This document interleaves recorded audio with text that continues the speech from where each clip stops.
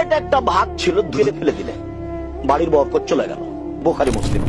এই হাদিসটা এখন বুঝাতে পারছি কিনা আপনাদের? আঙ্গুল চেটে খেতে হবে, প্লেটটা চেটে খেতে হবে, আপনি মানতে বাধ্য। বরকত কিভাবে চলে যায় আপনারা বুঝতে পারবেন না।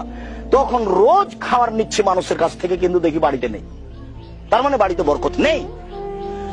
আর দেখি ওই যে 15 দিন আগে চাউল নিয়েছিলাম 20 কেজি, এখনো আছে, শেষই হয় না, তার মানে বরকত আছে। আয়েশা রাদিয়াল্লাহু তাআলা আনহা বলেন যে আল্লাহর নবী মারা গেলেন তখন অর্ধ সোয়া কেজি আটা ছিল বাড়িতে, সোয়া কেজি। ওই আটা নিয়ে রুটি বানায়, অনেক দিন খেলাম, শেষ হয় না। তখন আমি একদিন ভাবলাম যে আটাটা একটু মেপে দেখি তো কতটি আছে।